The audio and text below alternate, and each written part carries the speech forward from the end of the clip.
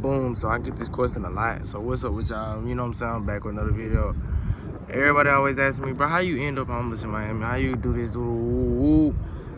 So let me go and make one video to set the tone on this.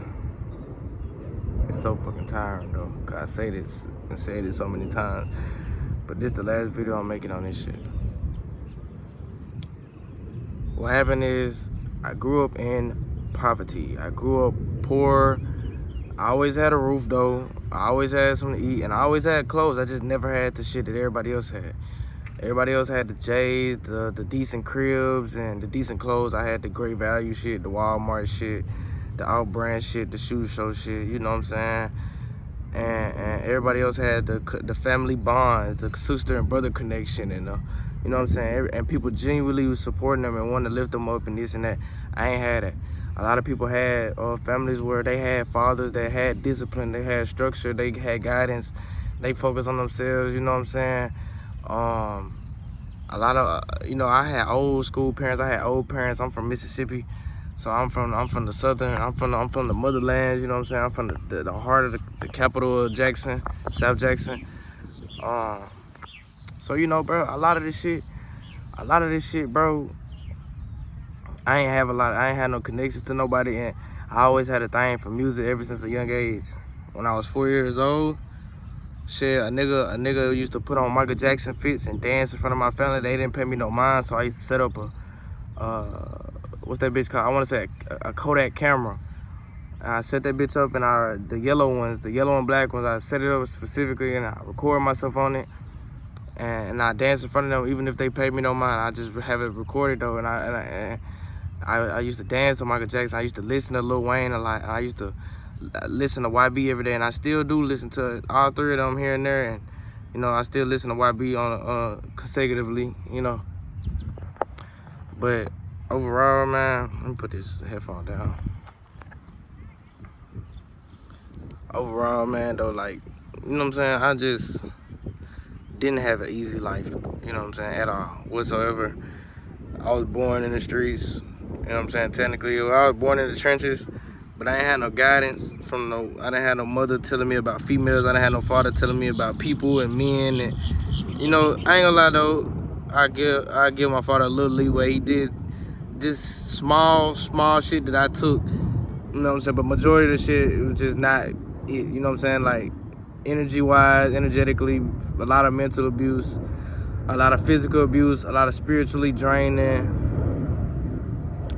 and just a lot of emotional abuse. And I experienced this from both parties, you know what I'm saying? But it was more on my pop side than it was on my mama's side. My mama's side just lacked intelligence, lacked information.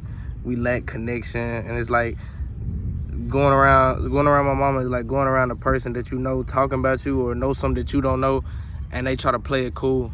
You know what I'm saying? That's what it feel like when I'm around her. Like, just to put it in perspective, you feel what I'm saying? So, like, and when I'm around my pops, it just felt like I'm always being sucked out, like my life being sucked out of me. I'm always being whipped like, I used to get whipped and beat before school, had welts and shit on my body and shit. And so, like, bro, like, you know what I'm saying? Like, my brothers used to pick on me and beat on me 24/7, which we thought was normal until I got older and got a little mature. And I look back on it like, man, I went through this shit, but that shit was not normal or healthy. That shit was all toxic environmental. And if I wouldn't have known no better, and I wouldn't have, I started to look around and start using my intelligence, bro, because I'm smart like that. I'm like, man, other kids ain't going through this. When I look online, other people ain't going through this. People don't even know about this. Like, it's other environments that's way more peaceful than this. You know what I'm saying? Other environments where, and then I started studying Napoleon Hill and all this shit. And I started looking into these rich people, and I started paying attention to their environments, and I started paying attention to what they around, who they hang with, who they talk to, and how they talk to each other. And I started looking like, man, what the fuck, nigga? All my life I ain't never seen, you know what I'm saying? So, first step comes to me, I had to go through awakenings and shit, and I prepared myself, like, over the years, time coming, because eventually I knew I was going to be on my own. But, like, last year around, like I've been preparing myself since I was 16. I've been doing all this shit since I was about 15, 14. And all my life before that, just, you know what I'm saying, just being controlled and manipulated and abused, and just, you know, don't know no better, just not in my power, because I got so many gifts, talents, and so much power and intelligence and wisdom and potential. Motherfuckers try to control it, box it in, and label it, you know, and even at a young age, I ain't even appreciate that. I ain't like that. It always been a pet peeve of mine. So, you know, I always been quite rebellious and militant and resilient. So, last year though, around March, so it's been over a year, but last year around March, I committed myself fully. I stopped looking at everything else, and I committed myself fully to this journey, 100%. Like, I was already doing it for the last few years. You know what I'm saying? Going through spiritual awakenings, Rashad Jamal, fasting, Dr. Sebi, fruits, and, you know what I'm saying? I done did a lot of shit, bro. So, man, I said I'm gonna commit myself to it. So last year around like March, nigga, around like March, I stayed down from March all the way to October. Every single day I worked out. I got up, I ran hella miles. I ate fruits and vegetables. I ate clean as possible. I did as many push-ups and squats, and I think at that time I was doing crunches, arm curl. I was doing crunches, herb curls, boxing, squats, and I was doing this shit every day, all day, because I had nothing but time on my hand, because I was fully committed to this shit. And becoming the best version of me, and becoming my future self, and becoming that version of me that I can see, like, you know what I'm saying, and that power, you know what I'm saying, with that body, the chest, and the mental, the physical, the emotional, self-control, woo-woo. So I did that all the way, I stayed committed all the way to October. October, I can hear the voice that called me to Atlanta. I went to Atlanta, and this was the first time I ever did it on my own, by myself. So technically, since October, I've been by myself, you see what I'm saying? I ain't never lived a day in my life by myself, ever.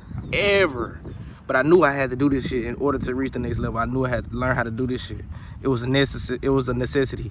So I did this shit in October 14th, and I've been on the go since October 14th till now. And started off in Atlanta, you know what I'm saying? I did the same thing with I kept fucking up, you know, making sure my foundation's sturdy. And then by the end of Atlanta, I got it right.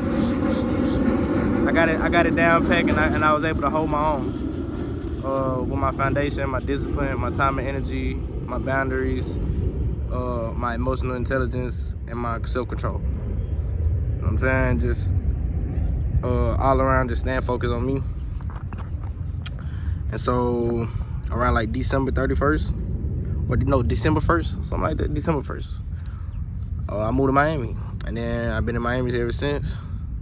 My car broke down late January, mid late January, around like the 20s. Car broke down, and when I first came here, I was moving. I was doing the same thing I was doing in Atlanta. I had DoorDash, had a job. It's a long story with all that shit. The job ended up gaslighting me. They ended up teaming up against me, and I ended up getting pushed out of there because my constant awareness. And then, so I'm like, okay, the universe don't want me working no job. The universe want me to work on myself like I thought and like I was sure about in Atlanta. But down here, you know, it's expensive and it's more. And I kind of got caught into that, right? Then I started DoorDash, and then the universe showed me again, like, no, don't focus on that. You need to focus on yourself. And so then the car broke down, all right? And so ever since then, I've been focusing on myself. So since like late January 20th till now, every single day, I haven't missed a day. I may have took a break here and there. I ain't gonna lie. Like, I ain't gonna say I missed a day completely. Like, I did something that day, but like, let's say from January to March, I was on the go. I ain't missed no day for real.